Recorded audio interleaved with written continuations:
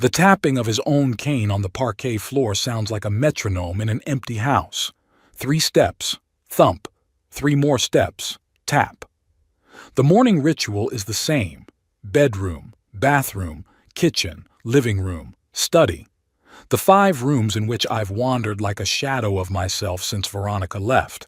Today is exactly 137 days since her funeral. Every morning I wake up and tear off a page of the wall calendar, a habit from my days at work. Veronica always laughed at it. "There are electronic calendars in the world, Abbott," she'd say, but I could see the warmth in her eyes. She understood that this little ritual of controlling time was important to me. My house in North Beloit is big enough for a family of 5, but for a lonely old man it has become a museum of memories. 2 stories of Victorian architecture that Veronica and I fell in love with 35 years ago. I still remember the first time we crossed the threshold and she squeezed my hand. "This is where our Audrey will grow up," she whispered then. Audrey. My daughter grew up within these walls and now she comes here looking like she's visiting a crypt. Her last visit was 3 weeks ago, a short, formal visit, more like a duty than a meeting with her father. I pour my coffee into a mug with a worn "To the Best Dad" inscription. Audrey gave it to me for my 50th birthday when she was still a university student. It seems like an eternity ago. The morning light filtered through the lace curtains Veronica had ordered from Europe. She always had impeccable taste. Her daughter had inherited that quality, as had the dark hair and straight nose that were Preston family traits. Only her temper was softer, more malleable, too pliable. I sit down in my chair overlooking the garden and open the newspaper, a habit I can't get rid of even though I've read most of the news online before. But at 76, it's nice to hold something tangible in my hands. "I don't know why you subscribe to this stuff, Dad. You can't see half of it without your glasses anyway," Audrey said on her last visit, and I saw Keith's lips curl into a condescending smile. "My eyesight's fine," I replied then, though I was really squinting trying to make out the fine print. "And the paper helps support local businesses." "You're always justifying your habits with some lofty goal," Keith snorted, checking something on his latest model phone. "Just admit you don't want to change." Veronica would never have let him talk to me that way. But Veronica is gone, and my daughter only smiles awkwardly, avoiding my gaze. I sigh and put the paper aside. The house is too quiet. Sometimes I turn on the radio or TV just for background noise, even though I've never been a fan of them. Veronica filled the house with sounds. Her laughter, the clinking of dishes in the kitchen, classical music from the stereo in the living room. My gaze fell on a silver-framed photograph. Our family 20 years ago. Me, Veronica, and 15-year-old Audrey against the backdrop of Lake Michigan. We're all smiling. The wind is ruffling Veronica's hair, and Audrey is snuggled against my shoulder with such trust and love that my heart squeezes. Where did it all disappear to? I remember the exact moment the change began. It was 7 years ago when Audrey brought Keith into our home. Tall, trim, with a perfect smile and an ambition that was read in his every gesture. He had just been promoted to Midwest Financial, where he worked as an analyst. The first thing he asked as he looked around the house was, "How long has your family been here?" I didn't realize at the time that he wasn't interested in the history of the house, but in our financial situation. Veronica, more astute in such matters, later remarked, "He was evaluating us, Abbott, not the house." The first year of their relationship, Audrey was still the same, called almost every day, came on weekends, shared his successes in the architectural firm. But gradually, her visits became less frequent, conversations shorter. And when she and Keith got married 5 years ago, I finally lost my girl. Their wedding was lavish, with 300 guests, half of whom were Keith's business associates and colleagues. Audrey wanted a modest ceremony but gave in to her husband's wishes. I remember how she looked that day, beautiful but somehow unsure, as if she were playing a part in someone else's play. After their honeymoon in the Maldives, they bought a house in an upscale neighborhood in Madison. Keith had by then become vice president of analytics, and Audrey had left her job at the architecture firm. "Temporarily, Dad," she explained. "It's important to Keith to have me around for corporate events. Plus, we're planning on having kids." But the kids never came, and Audrey's temporary hiatus in her career stretched on for years. Now she's busy with charity projects and organizing receptions, which Keith says are critical to his career growth. I finish my coffee and stand up, leaning on my cane. My knee has been bothering me for the past few years, the result of an old injury on a construction site when I was still a young engineer. Limping, I walk to the bookcase and pull out a photo album. Veronica was pedantic in documenting our lives.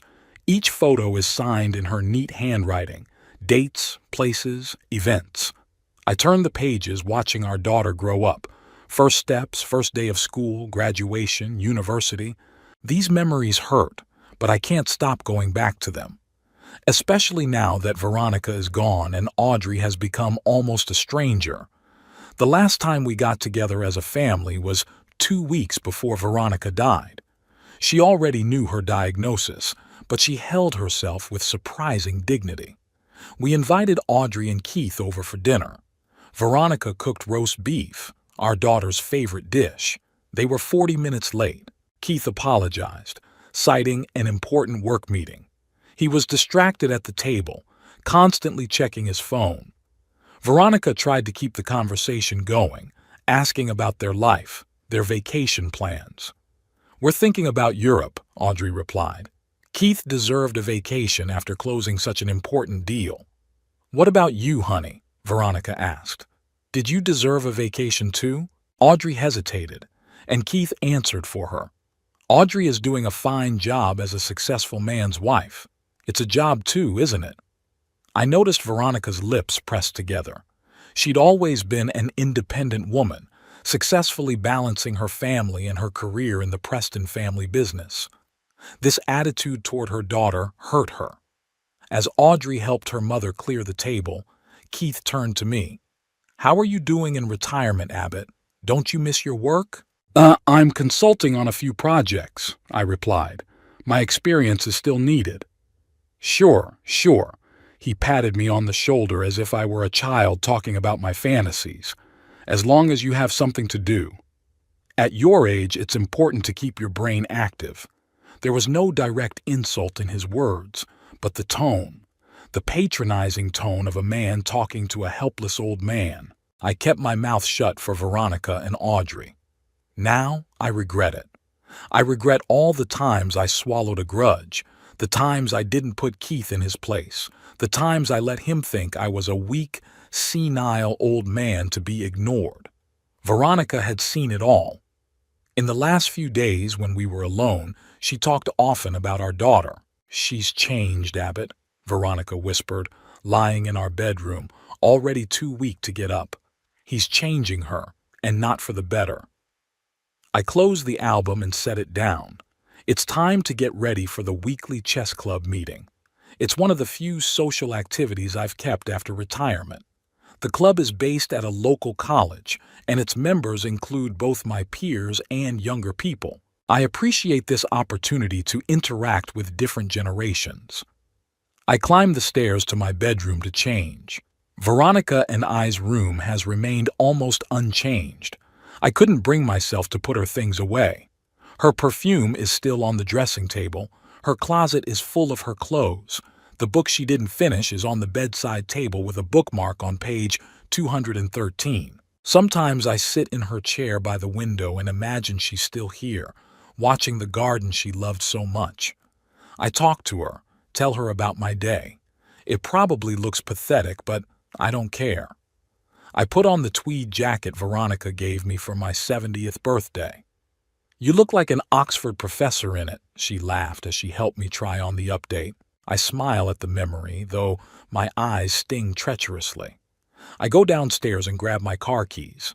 Audrey hinted recently that it was time for me to stop driving, but I've passed all the tests at the DMV and my license is valid for 3 more years. Plus, I never take the highway and only drive on familiar routes. I leave the house, lock the door. My Volvo is an older model but in perfect condition. I take as much care of it as I do my house. Keith once offered to help me choose a new car, more in keeping with your status, but I declined. This is the car we picked out with Veronica, and I'm not ready to part with it. On my way to college, I passed the Preston Chemicals building, the company founded by Veronica's father. The massive glass and concrete structure towers over the neighboring buildings as a reminder of the Preston family's influence on Beloit's economy. Veronica was a member of the board of directors, although her brother Richard handled the operational management. I never got involved in the family business, concentrating on my career in engineering at Midwest Construction. By the time I retired, I was a project manager, responsible for major construction projects in 3 states. My job brought in a steady, good income, and along with Veronica's money, we lived more than comfortably. Audrey and Keith must assume that I live mostly on retirement. They don't know about my investments and consulting contracts that provide me with additional income. And we never talk much about Veronica's share of the Preston business in front of Keith. I park outside the college building and walk slowly toward the room where the chess club meets. On the way, I meet Benjamin Paxton, my old friend and regular chess partner. "How's your knee, Abbott?" he asks, noticing my cane. "It's been better," I reply. "But Dr. Klein says I'm in great shape for my age." "How's Audrey? Still married to that pompous banker?" Ben is one of the few people who can see right through Keith. They've met at a few town events, and Ben has taken an instant dislike to my son-in-law. "Things haven't changed," I sigh. "They came 3 weeks ago. They spent an hour here and left, citing some important appointment." "Have you thought about moving closer to them?" Ben asks as we enter the club room. "Madison isn't that far away after all." "And be a burden?" I shake my head. "No, Ben. I'll stay in my house as long as I can take care of myself. And when I can't, well, there are wonderful boarding houses for the elderly." Ben frowns, but he doesn't argue. He's a widower himself and understands my desire for independence. We sit down at the chessboard and I forget my troubles for a while, immersed in the familiar game. My mind becomes clearer as I calculate moves, strategize, and anticipate my opponent's actions. At such moments I feel younger, sharper. After a few games, 2 of which I win, Ben and I go to the cafeteria for coffee. Elliot Tyson, an economics professor and one of the younger members of the club, joins us. "I heard about Veronica Preston's death," he says, turning to me. "I'm sorry for your loss, Mr. Holbrook. I've been studying the Preston Chemicals case study for my students, an impressive company with a strong corporate culture." "Thank you, Elliot," I nod. Veronica was proud of the family business. "I understand the controlling interest is still in the family's hands," the professor asks.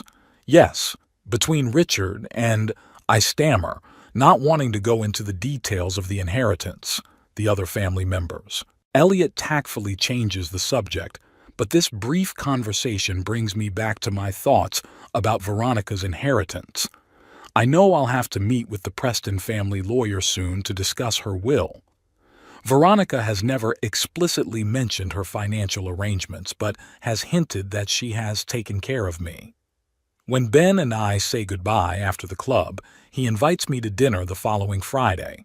"My daughter Lauren is coming with her grandchildren," he says. "They'd love to see you." I agree, feeling slightly jealous. Ben and his daughter have always been close, even after she married. She calls him every day, brings the kids over on weekends. It's not like Audrey and me. On my way home, I stop at the supermarket. The grocery cart looks so empty for one person. A pack of coffee, bread, eggs, a few apples, a ready-made dinner from the cooking department. I don't cook as much as I used to. What's the point of trying for just myself? In the checkout line, I notice a local newspaper with a headline about the expansion of Preston Chemicals. I buy a copy to read at home. Upon returning, I put the car in the garage and walk slowly to the front door. The house greets me with silence and coolness. I turn on the light in the hallway, hang up my jacket, and go into the kitchen to sort through my purchases. A cooked dinner heats up in the microwave while I look through the mail and the newspaper. An article on Preston Chemicals reports on a new line of environmentally friendly industrial solvents that the company will start producing next quarter. It was Veronica's project. She's always insisted that a business should not only be profitable, but responsible. I eat dinner in the dining room, sitting at the head of a large table that seats 12.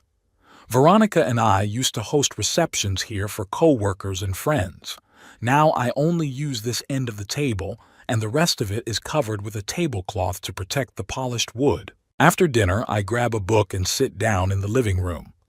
The antique clock on the mantelpiece strikes 9 p.m. It was once the time when Veronica and I discussed the day, shared news, made plans.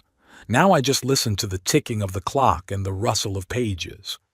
The phone rings unexpectedly loud in the silence of the house. Audrey's name pops up on the screen.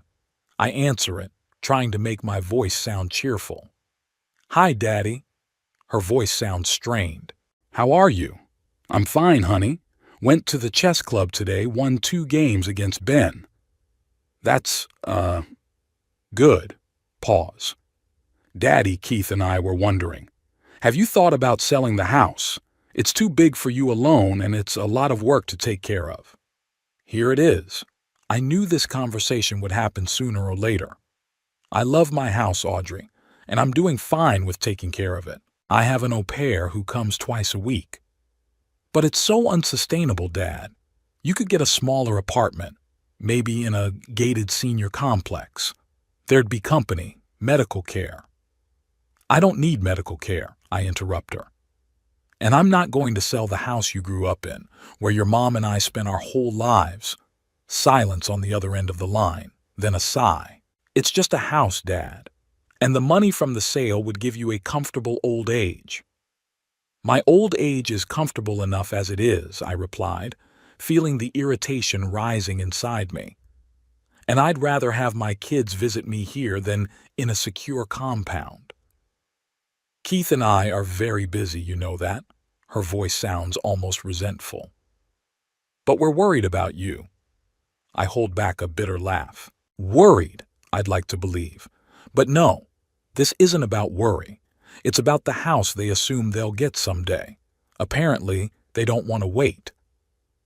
"Thank you for your concern, Audrey, but I'm quite self-sufficient and happy in my own home." "Okay, Dad." Her tone makes it clear that the conversation isn't over, just postponed. "We'll come back next week and talk about everything in person." We say goodbye, and I hang up the phone, feeling heavy on my heart. My daughter's calls used to make me happy, but now they've become a source of tension and hidden resentment. I go upstairs to my bedroom. Before going to bed, I look at Veronica's picture on the bedside table, as always. "They're getting more and more persistent, darling," I say to the portrait. "I don't know how much longer I can resist." As I fall asleep, I think about what Veronica would say if she were me. She's always been stronger than me when it comes to resisting pressure. "Don't let them manipulate you, Abbott." I feel as if I can hear her voice. "You deserve respect, especially from your own daughter." With those thoughts, I fall asleep in Veronica's and my bed, alone in the big empty house. The Hartley, Morrison and Associates law firm's office was in an old building in downtown Beloit. I'd been here a few times with Veronica when some family paperwork was needed. Today, I walked through the massive doors alone, leaning on my cane harder than usual. My knee had ached again during the night, a reminder of my age and the frailty of my body. The young woman at the front desk smiled at me with the polite patience people usually reserve for the elderly. "Mr. Holbrook, Mr. Hartley is expecting you. Please proceed to conference room number 3. I nodded and walked slowly down the hallway, looking at the portraits of the firm's founders on the walls. I wonder if I will live to see the day when I will not be perceived as a burdensome old man, but as a person with a wealth of experience and knowledge. Or is this just an illusion that all older people create for themselves, clinging to the last crumbs of dignity? Warren Hartley stepped up to meet me as I entered the conference room. The 60-year-old lawyer had been a friend of the Preston family since the days of Veronica's father. His impeccably tailored suit and neatly trimmed graying beard made him look like a successful old-school lawyer. "Abbott," he shook my hand with genuine warmth. "It's good to see you, though the circumstances are not the most pleasant." "Warren," I nodded. "Thank you for taking the time." "I always make time for the Preston family." He pointed to a chair. "Have a seat, please." "Coffee, if I may?" I lowered myself into the comfortable leather chair, trying not to wince at the pain in my knee. Hartley noticed my grimace and frowned. "Is everything all right?" "It's just an old injury." I dismissed it. "Nothing serious." He nodded and pressed a button on the intercom, ordering coffee for both of us. Then he pulled a folder of documents out of his briefcase and spread them out in front of him. "Abbott, I know it hasn't been that long since—" He paused. "Veronica's departure. But some legal issues need to be addressed in a timely manner." "I understand," I said, trying to stay calm, though the very mention of Veronica still hurt. "Good." Hartley opened the folder. "As you know, Preston Chemicals was founded by Veronica's father in 1958 as a small laboratory for the production of industrial solvents. Today it's a diversified chemical holding company with annual sales of over $200 million. I nodded. It was a story I had heard many times from Veronica herself. "After Veronica's parents died," Hartley continued, "the ownership of the company was split 40 to 60% between her and her brother Richard. Richard took over as CEO and Veronica joined the board of directors, retaining the right to vote on strategic matters. There was a knock on the door and the secretary brought in a tray of coffee. Hartley paused until we were alone again. "In her will," he continued, taking a sip of coffee, "Veronica made clear instructions about her share of the company. Abbott, she left all her shares to you." I squeezed the coffee cup so hard that my knuckles turned white. I'd suspected something like that, but to hear it officially— What's the appraised value of these shares?" I asked, trying to keep my voice steady. "According to the latest valuation, done 3 months ago, Veronica's 40% stake in Preston Chemicals is worth approximately $9 million. The figure hit me like a hammer.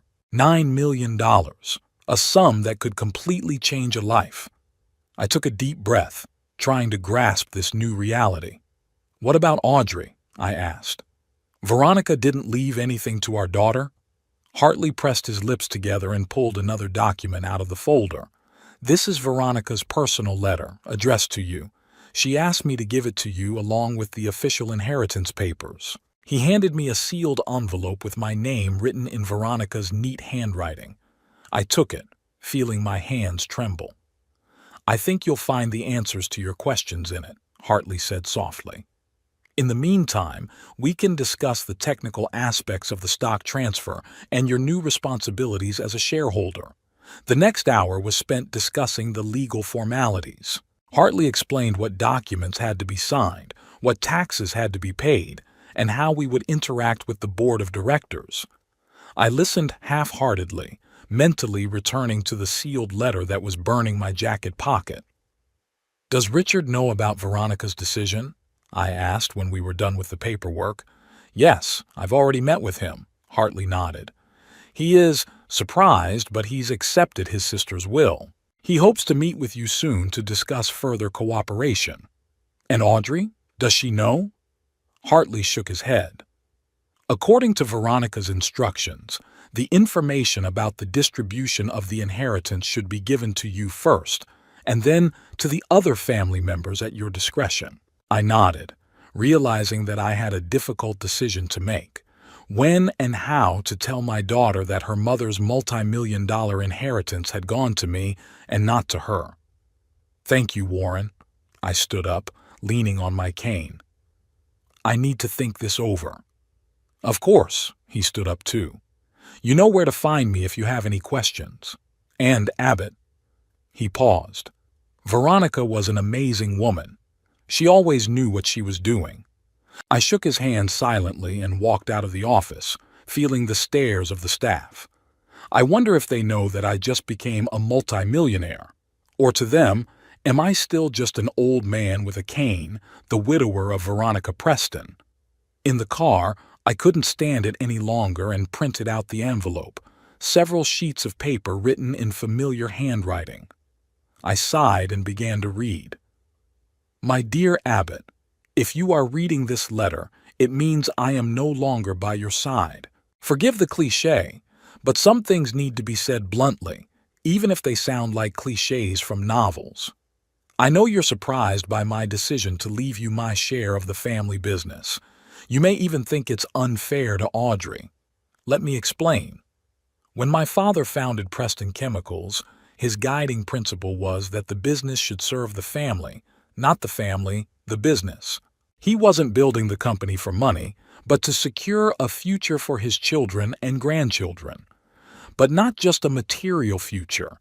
He wanted the business to uphold family values, to strengthen ties between generations. Over the past few years, I've watched our daughter change under Keith's influence. From a bright, independent girl with ambitions of her own, she is turning into an appendage to her husband, a shadow of the man you and I raised. I can't blame this on Keith alone. Audrey made her choice. But I can't help but see how that choice is alienating her from us, especially from you. Remember that Thanksgiving 3 years ago?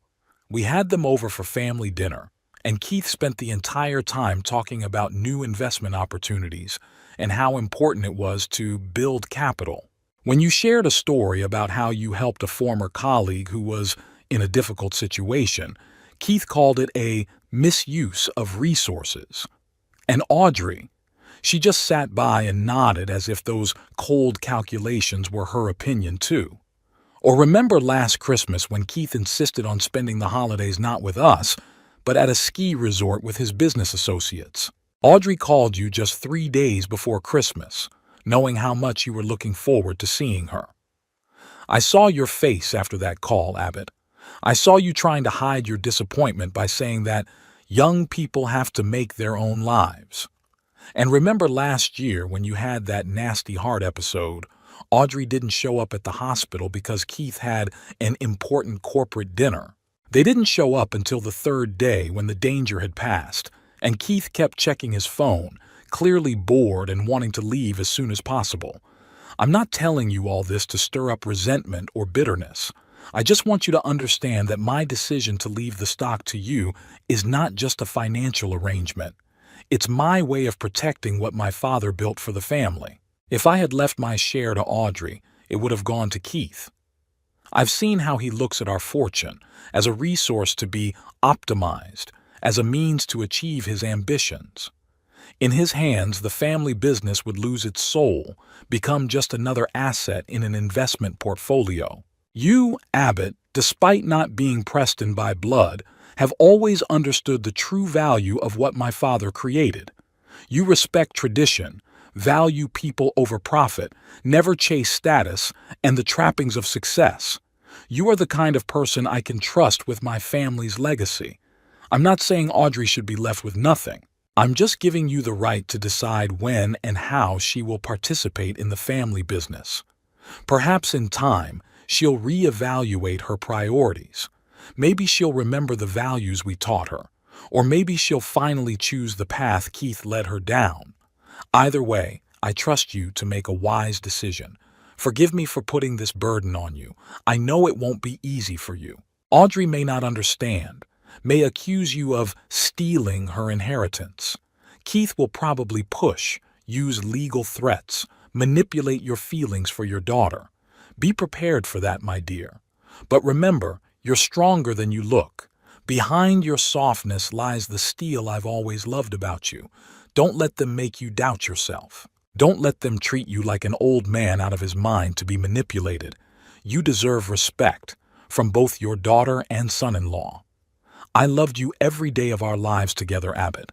And even now, as I leave, I continue to love and care for you. Use this inheritance wisely, not to buy Audrey's affection or Keith's respect.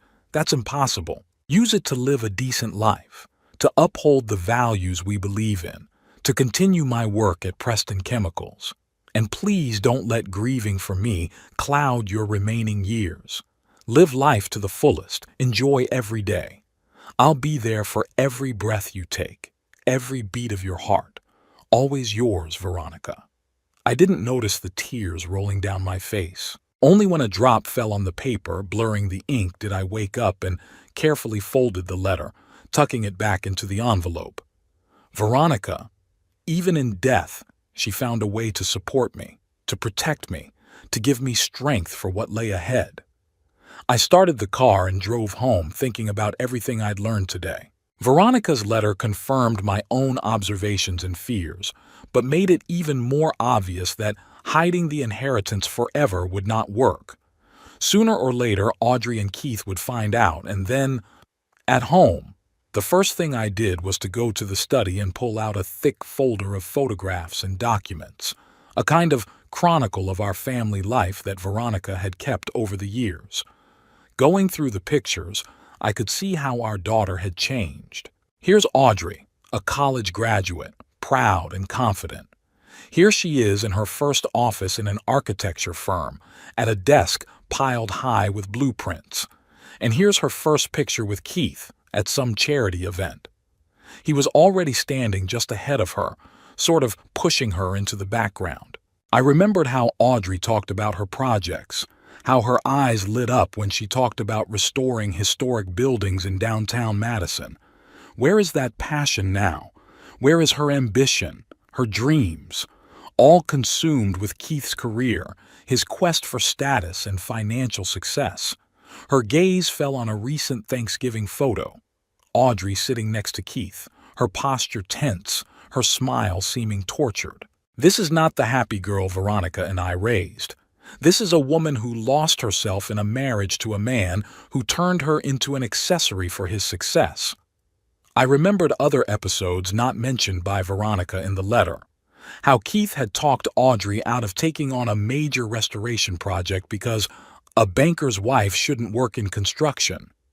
How he insisted on moving to a neighborhood where mostly his colleagues lived, even though Audrey loved their former home closer to downtown. How he gradually pushed all his friends outside of his work and ambitions away from her, and how their attitude toward me had changed since Veronica's death. They used to have at least some decorum, but now even that thin layer of politeness was gone. I'd become a burden, an inconvenient reminder of their moral obligations. The last conversation with Audrey about selling the house was just the tip of the iceberg. I knew what would come next: caring, offers to move into a nursing home, innuendos about my inability to take care of myself, and then, perhaps, legal maneuvers to establish guardianship.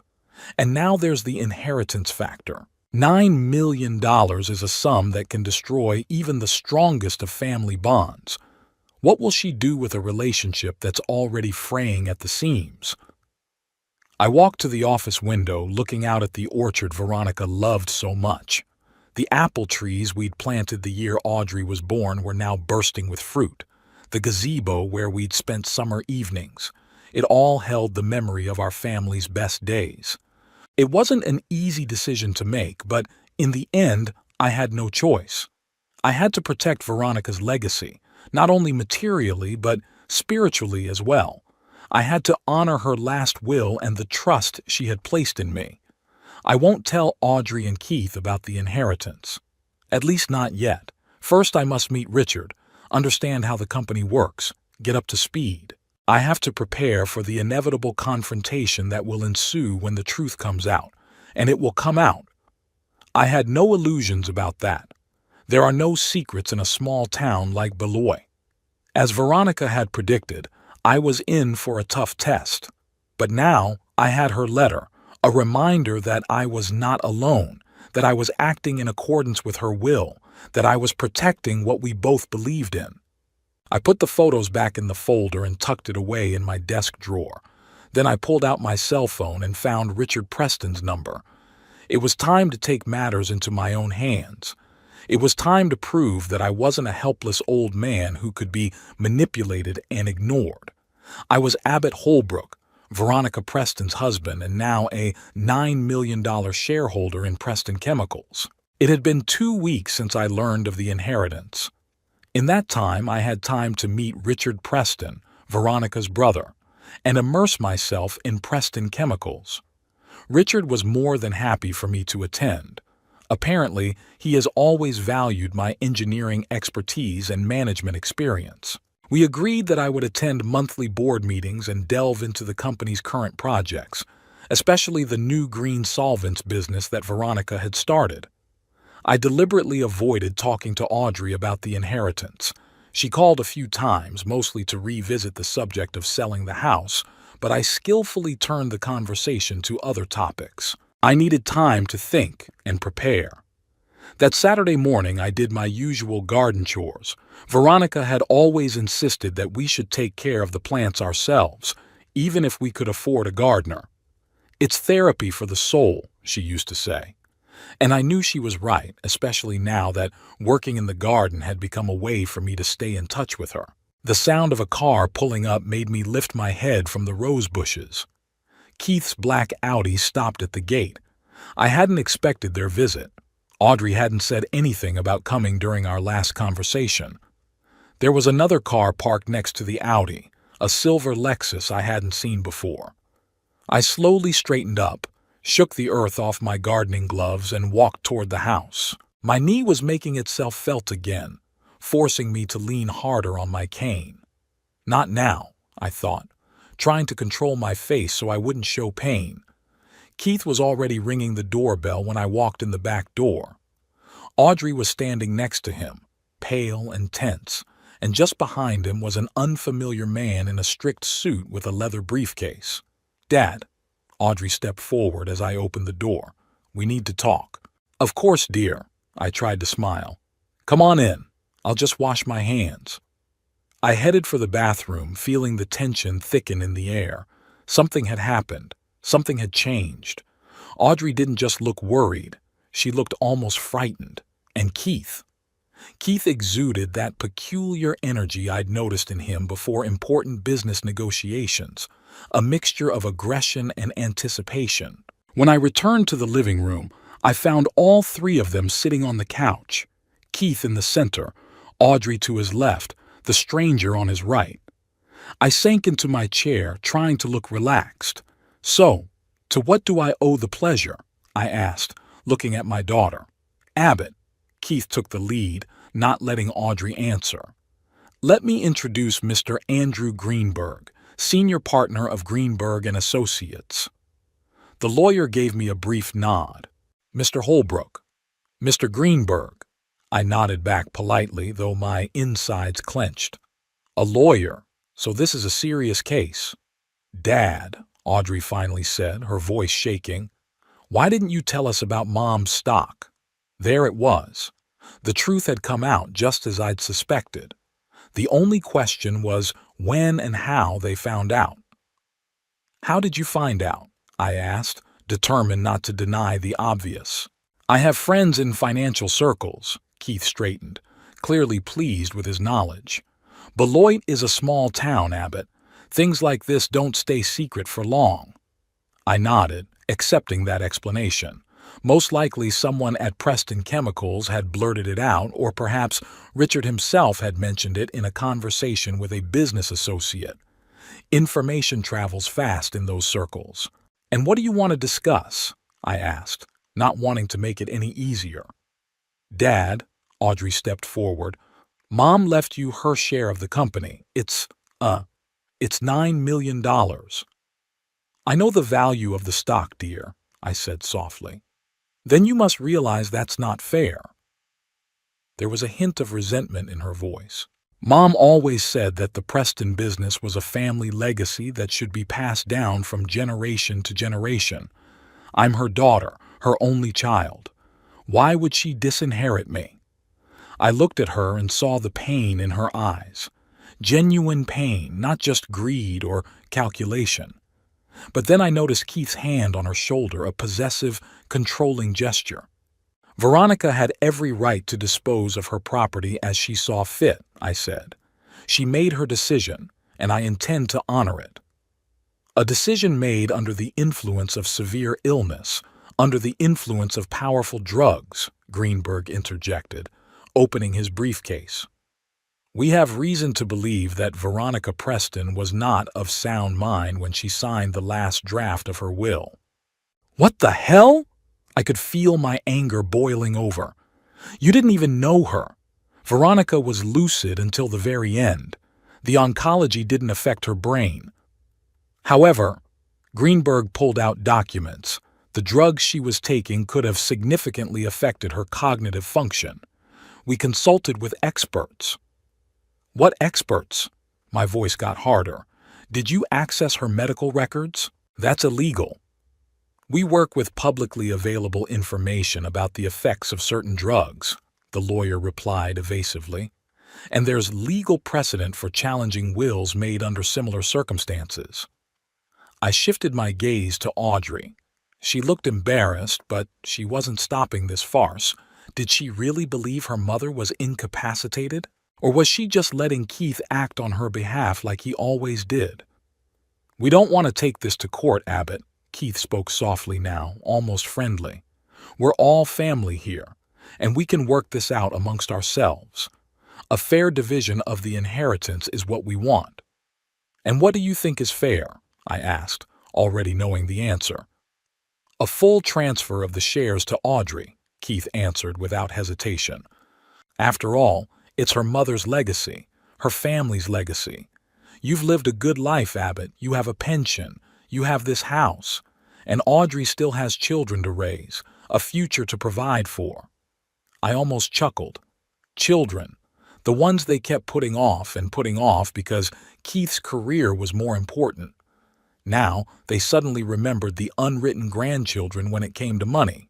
Veronica wanted her business to stay in good hands, I said, in the hands of someone who shared her values and vision. Are you implying that I don't share my mother's values? Audrey's face contorted with resentment. All I'm saying is that Veronica's decision was deliberate and informed, I replied, and I'm not going to challenge it. Then you leave us no choice, Greenberg sighed. We will be forced to initiate legal proceedings. And I must warn you, Mr. Holbrook, that it may involve not only a challenge to the will, but also other aspects. What other aspects? I'm tense. Given your age and, some observations about your physical and mental condition, the lawyer spoke carefully, choosing his words. We may raise the question of your capacity to manage such significant assets. I felt a cold rage rising inside me. This was it, what Veronica had warned me about. They're going to declare me incompetent to take control of the inheritance. Dad, Audrey looked frightened, as if she was just now realizing where this conversation was taking them. We don't want to get to that point, but you have to understand, it's too much money, too much responsibility for someone your age. My age, I repeated slowly. So you think that at 76 I'm not capable of making decisions? Not capable of running a business? Even though I spent 30 years running the project department of a major company? That was a long time ago, Dad, Audrey said softer now, as if reassuring a child. The world had changed. Business has changed. It's going to be hard for you to keep up. And Keith, of course, will not. I turned my gaze to my son-in-law. He's such a modern, progressive financier. I work in this field, Abbott, Keith shrugged his shoulders. I have experience and connections. I can be of use to the company. I'm sure you can, I nodded, except that Veronica seemed to doubt it. Keith's face flickered with irritation, but he quickly pulled himself together. Look, Abbott, he said in a businesslike tone. Let's be realistic. even if you win this fight. And it will be a long, grueling process that will undermine your health. Ultimately, who will inherit the stock when you die? Audrey is your only heir. So wouldn't it be better to pass them on now, avoiding unnecessary conflict and expense? I looked at him, at the confident, almost arrogant face of a man used to getting what he wanted. Audrey, who no longer seemed like my daughter, more like Keith's shadow, his appendage, the lawyer, ready to use my age against me, and I realized it was time for my surprise. "You're right, Keith," I said calmly. "No one wants a protracted conflict, and I realized that at my age, it would be unwise to think years ahead." A shadow of relief ran across their faces. They thought they had broken me, that I was giving up. "That is why," I continued, "I have already taken the necessary steps." I stood up, leaning on my cane, and walked over to the secretary in the corner of the living room. I opened the drawer and took out a folder of documents I had prepared with Warren Hartley's help over the past 2 weeks. "What's this?" Keith frowned. "The documents transferring control of my interest in Preston Chemicals to a management trust," I replied, returning to my chair. "Under this agreement, I retain the right to a lifetime income from the stock, but the operational management of my share goes to the company's board of directors, and upon my death, the shares will be put up for public trading with preemptive rights of redemption for existing shareholders." "What?"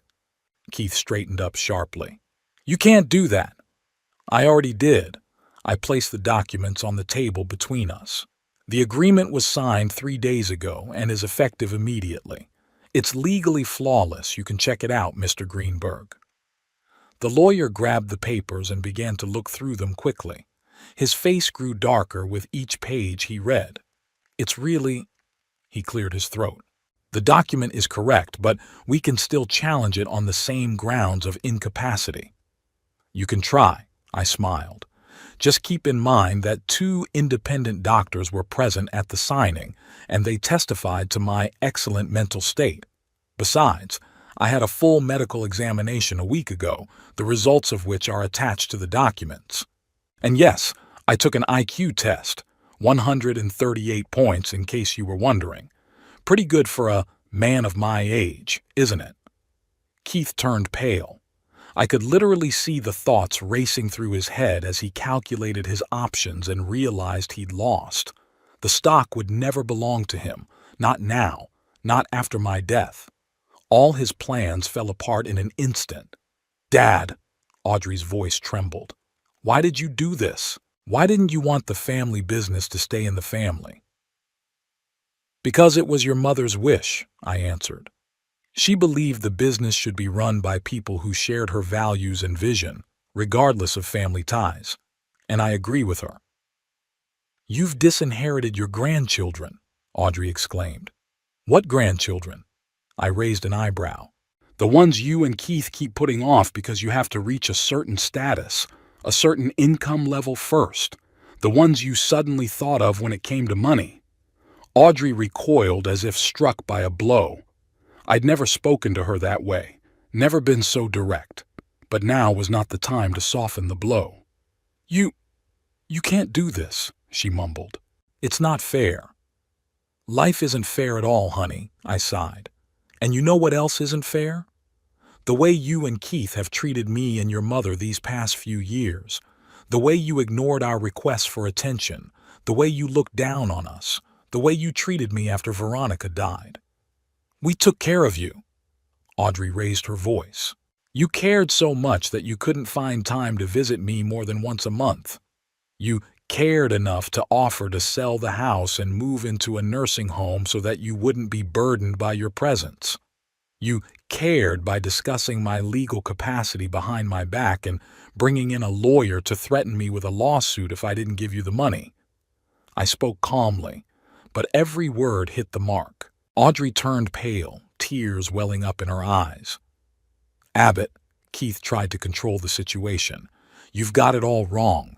We really want what's best for you." "Don't bother, Keith." I held up my hand to stop him. "We both know you're only interested in money. You've never made any secret of your contempt for me. You thought I was an old man out of my mind to be manipulated.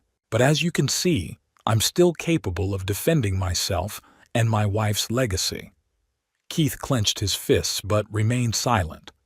Greenberg closed the file folder and handed it back to me.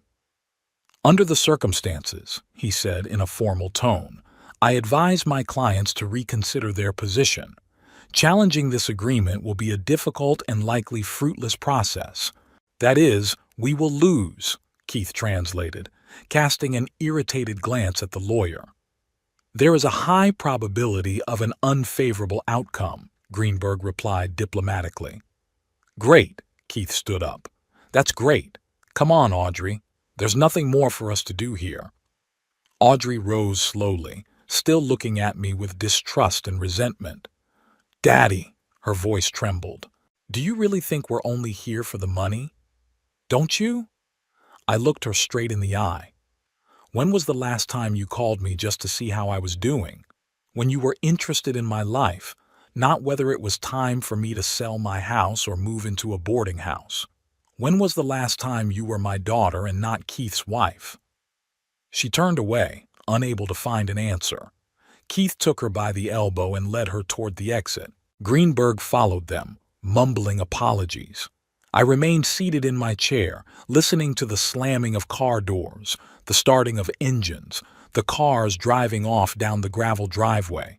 Only when the sound died down completely did I let myself exhale. It was a victory, but there was no joy in it. Only the bitterness of realizing how far apart we were, how alien we'd become to Audrey, and somewhere deep inside, a quiet pride that I could stand up for myself, protect Veronica's legacy, and prove that I was still capable of making decisions and fighting for what I thought was right. Veronica would be pleased, and that was the most important thing. It had been a week since the unpleasant visit from Keith, Audrey, and their lawyer. I tried to get back into a routine, but conflicting emotions still raged inside me. Pride that I had been able to protect myself and Veronica's legacy mixed with bitterness at the realization that the gulf between my daughter and me had become seemingly insurmountable. Audrey didn't call. I made no attempt to contact her either, feeling that we both needed time to digest what had happened. Every night I sat by the phone, thinking about dialing her number, and each time I hung up, not knowing what to say. How do I explain to my daughter that it wasn't about money, but about principles? Thursday morning, as I was having breakfast on the veranda, enjoying a rare sunny day, the doorbell rang. I wasn't expecting visitors and felt a prick of anxiety. Had Keith come up with a new method of pressure? Opening the door, I was surprised to see Diane Collins, Veronica's sister, on the doorstep. We hadn't seen each other since the funeral, though we'd talked on the phone several times. At 65, Diane retained the elegance and confidence that had always characterized the women of the Preston family. Her dark, graying hair was gathered into a neat bun, and her eyes had a determination that reminded her of Veronica's. "Abbott," she smiled and hugged me tightly. "I'm sorry for the sudden visit, but I thought a face-to-face conversation would be better than a phone call." "Diane." I was genuinely pleased to see her. "Come in, please. I'm just having breakfast on the veranda. Would you like to join me?" "I'd love to." She followed me through the house. It's still as cozy as ever. Veronica always had a way of creating a special atmosphere. "I try to keep the house just the way she liked it," I replied as I led Diane to a table on the veranda. We sat down at the table and I poured her coffee from the thermos. We talked for a while about the weather, about health, about mutual acquaintances, the usual small talk to postpone the more serious conversation that I felt was inevitable. "Abbott," Diane said at last, setting the cup aside. "I heard about what happened with Keith and Audrey. Richard told me about your confrontation." I sighed. "News travels fast." "There are no secrets in the family business," she shrugged, "especially when we're talking about that kind of money. Richard was impressed with the way you handled the trust. said he didn't expect you to have such business acumen. From a quiet, retired engineer? I couldn't help but chuckle bitterly. Somehow, everyone forgets that I spent 30 years managing projects worth tens of millions of dollars, including, by the way, the construction of the new wing of the Preston Chemicals plant in the 90s. I remember. Diane nodded. Veronica was very pleased with your work, said you were the only contractor who delivered the project on time and on budget. We were silent for a moment, remembering the times when our families were closer, when the future seemed clear and predictable. "How's Audrey?" Diane asked. "Had you two been in touch since the incident?" "No," I shook my head. "She hasn't called, and neither have I. I don't know what to tell her." "She's furious," Diane said bluntly. "Keith's turned her against you. They were at lunch on Monday, and Audrey went on and on about how you betrayed the family and stole her inheritance." I cringed. Hearing that was painful, though not surprising. "It's Keith talking out of her mouth," I sighed. "He's always been a master manipulator." "Absolutely," Diane agreed.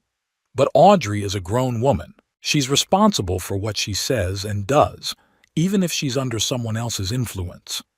I nodded, recognizing the validity of her words. As much as I wanted to blame Keith for everything, I couldn't ignore Audrey's role in ruining our relationship. "Do you know what hurt Keith the most?" Diane asked with a slight chuckle.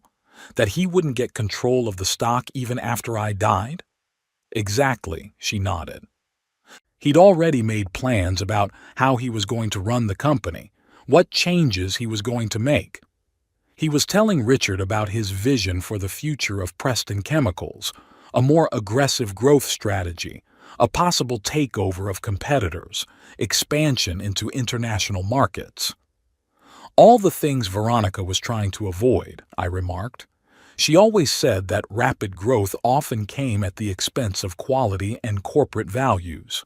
Veronica was a wise woman. Diane looked at the garden where she and her sister had once played as children. She saw through people, and she saw Keith for what he was, ambitious, calculating, willing to use any connections to achieve his goals, including marriage to her daughter. Our conversation was interrupted by the sound of a car pulling up. I recognized Keith's Audi and tensed. "I think you have more guests," Diane remarked, recognizing the car as well. "I wasn't expecting them," I mumbled, getting up. "I'm sorry, I have to—" "I'll come with you," Diane said firmly, standing up. Perhaps my presence would help keep the conversation civilized. We walked through the house to the front door. I opened it before Keith could ring the bell. He looked surprised to see me on the doorstep, but he recovered himself quickly. "Abbott," he nodded. "We need to talk." "Hello, Keith." I didn't move from my seat. "Where's Audrey?" "She's in the car." Keith glanced over his shoulder. "She's upset. I thought I'd talk to you myself first." "About what?" I crossed my arms over my chest. "I thought we'd talked about everything last time." "Abbott, be reasonable." Keith lowered his voice. "This situation is hurting all of us. Audrey is very worried. She feels betrayed, rejected by her own father." "I wonder who put that idea into her head," I remarked dryly. "Look," Keith stepped forward. "We can settle this peacefully. I understand that you don't want to transfer the shares in your lifetime, but we can make an inheritance agreement that ensures that when you die they go to Audrey, not to be auctioned off." "Oh, so that's what this is all about," I shook my head. "You're still hoping to take control of the company, just a little later than you originally planned." "This isn't about control," Keith was getting annoyed. "It's about justice. It's about family legacy." "Family legacy?" Diane's voice suddenly came from behind me. She came forward and stood next to me. Interesting coming from the man who was about to completely change the company's strategy, contradicting everything the Prestons had built up over the decades. Keith visibly paled when he saw her. "Diane," he tried to smile. "I didn't expect to see you here." "I visit my family often," she smiled back coldly. Unlike some people, I don't show up only when money is involved. At that moment, the car door opened and Audrey appeared. She looked pale and exhausted, as if she hadn't slept for several nights. "Daddy," she walked over to us, ignoring Diane. "We need to talk. Alone." "Anything you want to say to me, you can say in front of Diane," I replied, gesturing for them both to come in. "Let's not discuss family matters on the doorstep." We moved into the living room. Audrey and Kit sat down on the sofa, and Diane and I took the chairs opposite. "Now," I looked at my daughter, "I'm listening." "Daddy," Audrey stepped forward, "why are you doing this to us? What have we done to you?" Her voice shook with resentment and incomprehension. I could see the genuine pain in her eyes, and it tore at my heart, but I couldn't back down. "I'm not doing anything to you, Audrey," I replied calmly. "I'm doing your mother's will and protecting what she entrusted to me." "But I am her daughter," Audrey exclaimed. "Her only daughter. Why did she disinherit me? Did she didn't love me?" She said the last words almost in a whisper, and I saw tears in her eyes. "She loved you more than anything, Audrey," I said softly. "But she saw what was happening to you, to us, to our family. She saw how you were changing, how you were pulling away from us, how you were letting Keith make all your decisions for you." "That's not true," Audrey threw her head up. "Keith has never controlled me. We're partners. We make decisions together." "Really?" I looked her straight in the eye. "Then tell me, Audrey, was it your decision not to come to the hospital when I had my heart attack? Was it your decision to skip the last Christmas your mother spent at home for a ski resort with Keith's business associates? Your decision to give up the career as an architect you loved so much?" Audrey turned pale. Keith put his hand on her shoulder. "Don't answer that," he said. "He's just trying to manipulate you to make you feel guilty." "I'm not manipulating," I countered. "I'm just reminding you of the facts that you seem to prefer to forget, how you've gradually let your life, your decisions, your relationship with your parents fall under your husband's control." "That's ridiculous," Keith grinned contemptuously. "You make it sound like I'm some kind of melodramatic villain. I love Audrey, and I've always wanted the best for her." "The best by your standards," Diane interjected, "which, oddly enough, have always coincided with what's best for you." "You have no right to judge our relationship." Keith was beginning to lose his temper. "You don't know what we talk about in private, what our plans and dreams are." "But I do know how you talked about your test behind his back," Diane parried. "How you called him an old man out of his mind. How you and your colleagues discussed the possibility of declaring him incompetent so you could gain control of his finances before you even knew about Veronica's inheritance." I looked at Diane in surprise and then at Keith, who had gone noticeably pale. That's a lie," he muttered. "I never." "Benjamin Summers," Diane called out the name of one of the city's leading financiers. "You discussed it with him at the fundraiser in February." "Ben is an old friend of mine, Keith. He was, impressed with your cynicism." Audrey shifted her stunned gaze from Keith to Diane and back again. "Was it true?" she asked quietly. "Keith, did you really say that about my father?" "Audrey, don't listen to them." Keith squeezed her hand. "They are trying to fight us, to destroy our family." "Our family?" I couldn't take it anymore. "What about her family, Keith? The one she grew up in? The one you've systematically sidelined for your own ambitions?" "Dad, stop it!" Audrey covered her face with her hands. "I can't listen to this." "Because it's the truth," Diane said softly. "And somewhere deep down inside you know it, Audrey. You're just afraid to admit how much you've lost by following Keith." "That's enough." Keith stood up abruptly. "We're leaving. I'm not going to let you brainwash my wife." "Your wife?" I stood up too, feeling the anger boiling up inside me. "She's a human being first and foremost, Keith. A person with her own desires, her own dreams, her own opinions. She's my daughter, Diane's niece, not your property." "Audrey, we're leaving." Keith pulled his wife by the arm. "These people don't mean us any good." Audrey rose slowly, her eyes clouded with tears. "I don't understand," she whispered. "Why can't you all just be a family? Why does everything have to be so complicated?" "Because some people make it complicated, honey," I replied. "Some people put money and status before family ties." "You mean you?" Audrey suddenly blurted out, and I saw anger flash in her eyes. "You're the one who disinherited my mother. You're the one who decided I wasn't worthy of being part of the family business." "I never said you weren't worthy," I countered. "I only respect the will of your mother, who has seen you change under Keith's influence, how you let him make all your decisions for you, how you've drifted away from your roots, your values." "My values?" Audrey grinned bitterly. "Who are you to judge my values? You barely know me now." "And whose fault is that?" I asked quietly. "Who stopped coming, stopped calling, stopped taking an interest in my life?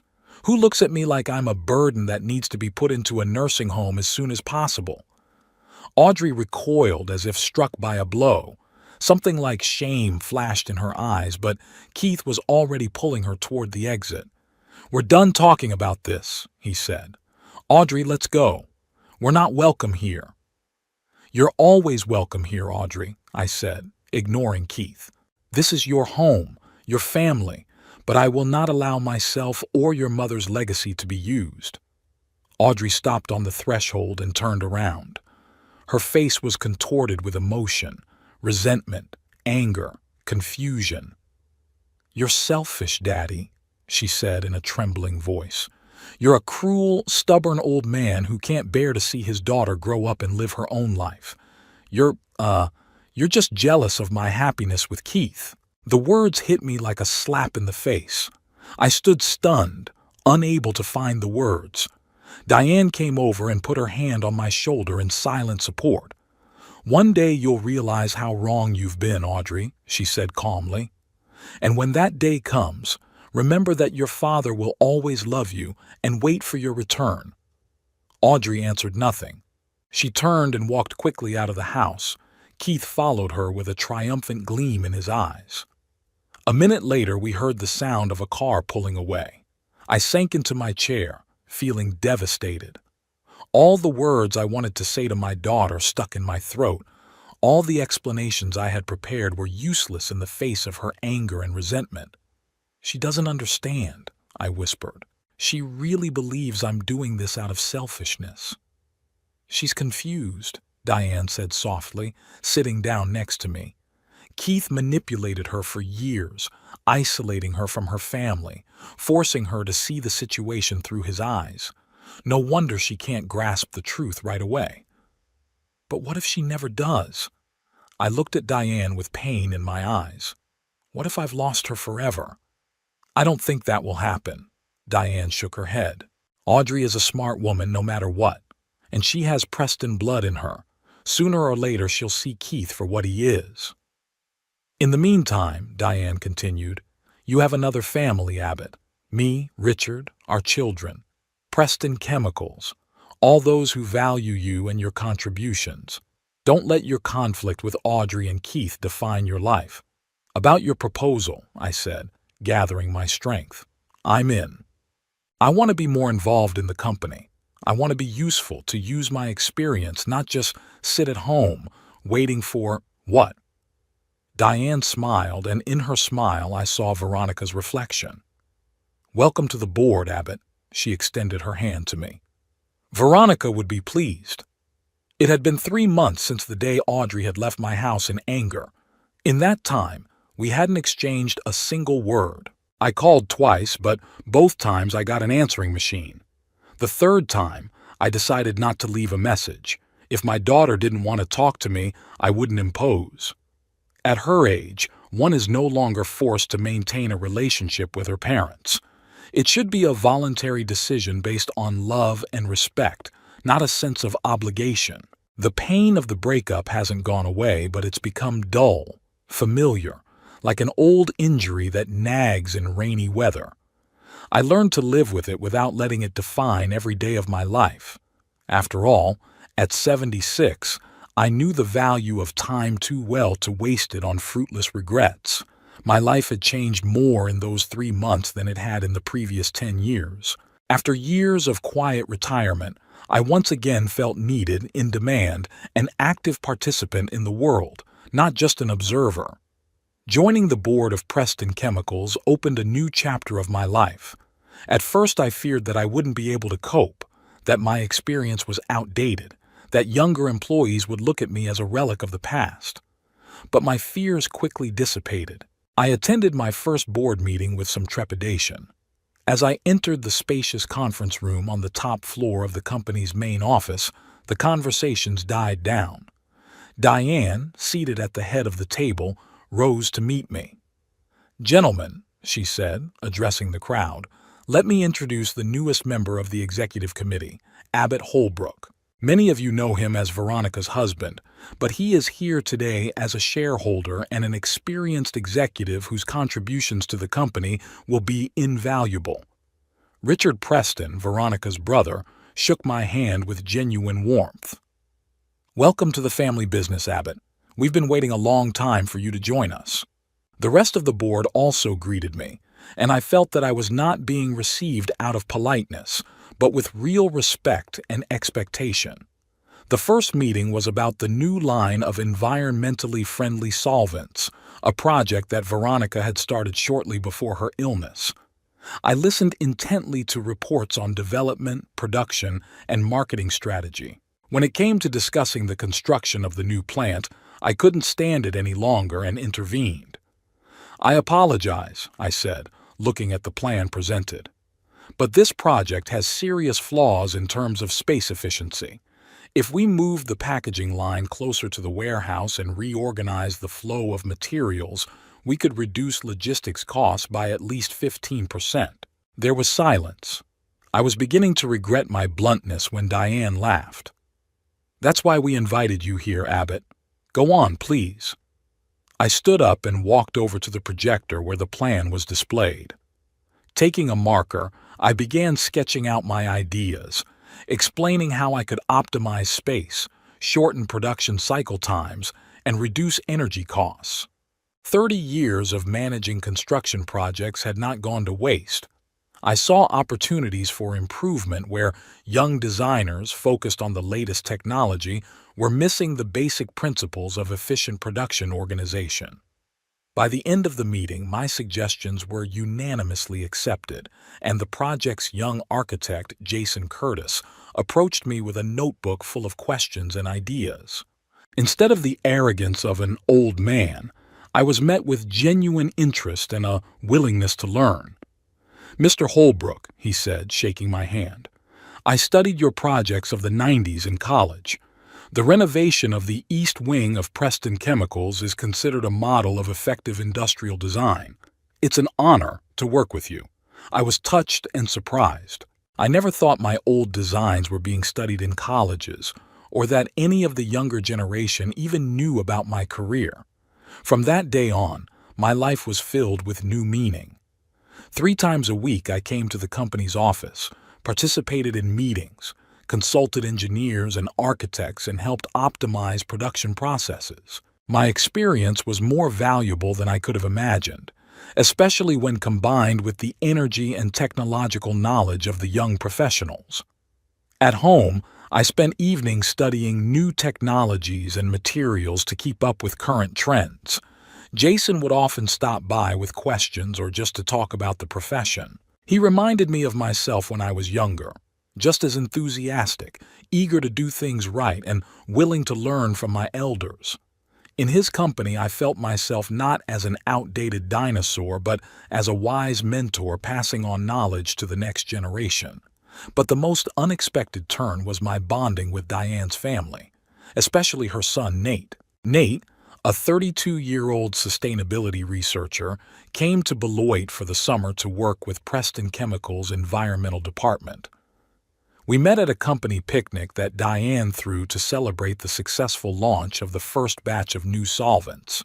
"So you're the Uncle Abbott my mom told me so much about," Nate said, approaching me with a glass of lemonade.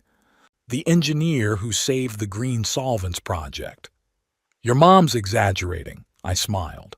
I just put in a few suggestions for optimization. A few suggestions that saved the company $500,000, Nate grinned. I've seen the calculations. Impressive. We got a talking, and I was impressed by his knowledge of industrial ecology. He talked about new approaches to waste management, the concept of zero-waste production, and the potential for renewable energy in the chemical industry. I shared my experience in designing energy-efficient buildings, and we soon discovered that our interests overlapped in many areas. You know, Nate said as the picnic was coming to an end, I'm working on a project to optimize water use in chemical plants. I could really use your expertise. Maybe we could talk about it sometime. Thus began our collaboration, which quickly grew into a friendship. Nate would come to my house and we would work on his project together, discussing ideas, arguing about technical solutions. Sometimes Jason would join us, and my quiet house would be filled with the energy of young minds, fresh ideas, and heated discussions. Nate, unlike Audrey, was genuinely interested in my life, my views, my experiences. He asked questions about the past, not out of politeness, but out of genuine curiosity. He wanted to know how Veronica and I met, how I started my career, what projects I consider the most successful. He asked about Veronica and Diane's childhood, about the formation of Preston Chemicals, about the values the company's founder had built into its foundation. It's amazing, he said one day, looking at old family photos. I always thought of Grandpa Preston as a dry businessman obsessed with profit. Turns out he was a true idealist who believed the chemical industry could be environmentally responsible. He was ahead of his time, I nodded. In the 60s, few people thought about the environmental impact of industrial development, and he was already pushing for closed-loop water treatment and reduced emissions. Veronica inherited his vision. Her green solvents project is a direct extension of his ideas. Nate hesitated, fiddling with a picture of his grandfather. You know, I always felt like a bit of an outsider in the family. My interests seemed too idealistic, non-technical. My parents wanted me to be a chemical engineer like my grandfather or a financier like my father. I went into environmental science. They didn't judge me, but I felt I disappointed them. You're actually the closest to your grandfather's original vision, I said. It's just that you've chosen a different path toward the same goal, environmentally responsible business. Nate's eyes lit up. Is that really what you think? I know that, I smiled. Your grandfather would be proud of you, and so would Veronica. After that conversation, Nate started dropping by more often. Sometimes he brought his girlfriend Lauren, a young environmental studies teacher from the local college. Sometimes Diane would come over too, and we'd have impromptu family dinners. My house, which had been empty and quiet for so long after Veronica's death, was once again filled with voices, with laughter, with life. I remembered Veronica's words from her letter. Don't let grief for me cloud your remaining years. Live fully. Rejoice in every day. Now I realize that was exactly what she meant. Not just an existence, not just doing routine chores, but a real life with new interests, new connections, new joys. Of course, I still missed Audrey. Every time the phone rang, I hoped for a moment to hear her voice. Every holiday I thought of her, remembering how we celebrated them together when she was a child. But I learned not to let that pain poison my new life. In the early fall, when the Green Solvents project was successfully launched, the company threw a big celebration. Richard Preston invited business partners, local government officials, and the press.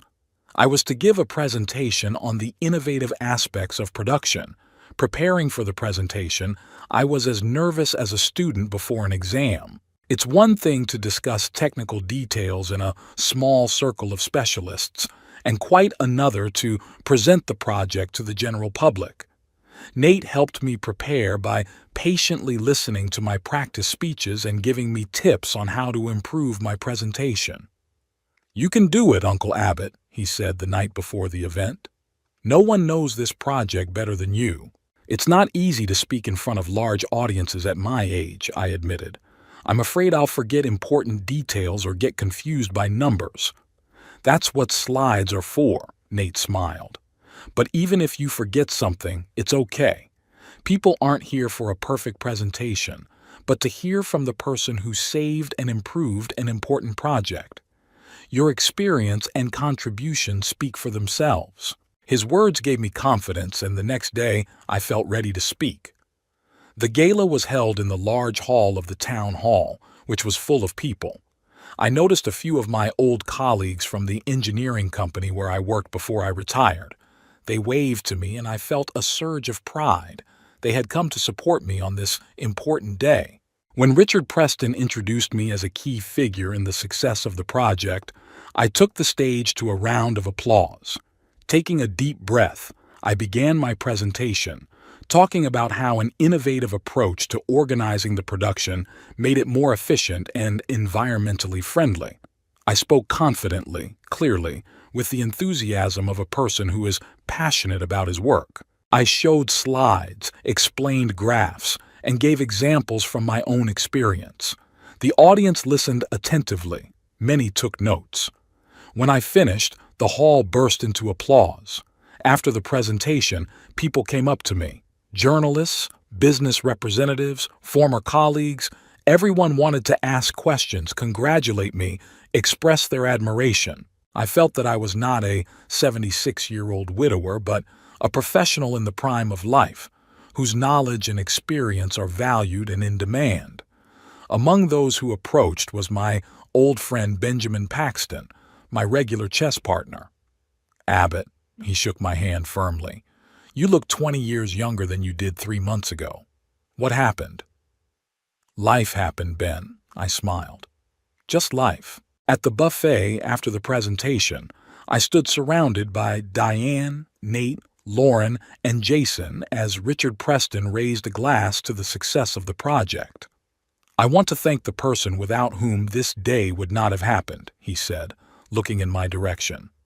Abbott, your contribution to the company has been invaluable. You didn't just save Veronica's project.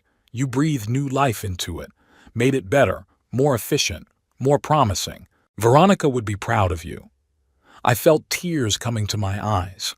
The thought that I was able to continue Veronica's work, to preserve and build on her legacy, filled me with deep satisfaction. I'm only doing her will, I replied, raising my glass. To Veronica and her vision for the future of the company. To Veronica, all those present joined in. Returning home after the celebration, I felt a strange peace. It was as if the circle had closed, as if all the decisions made over the past months, all the changes in my life had brought me to this very moment, the moment of recognition, respect, fulfilled duty to the memory of my wife. At home, I sat in Veronica's chair by the window, looking out at the moonlit garden. I recalled all the events of the last few months, the conflict with Keith and Audrey, the decision to join the board of directors, the rapprochement with Nate and his family, the success of the project. Each of these events had changed me, forced me to grow, to learn, to adapt. I thought about Audrey, about her accusations of selfishness and cruelty. Maybe in her eyes I really was like that. Maybe she would never understand my motives, never see the situation through my eyes. And maybe I'd have to accept that as fact, as a reality I couldn't change. But I also thought about the new connections I'd made Nate, who was almost a son to me, Jason, who saw me as a mentor, Diane and Richard, who had accepted me as a full member of the Preston family.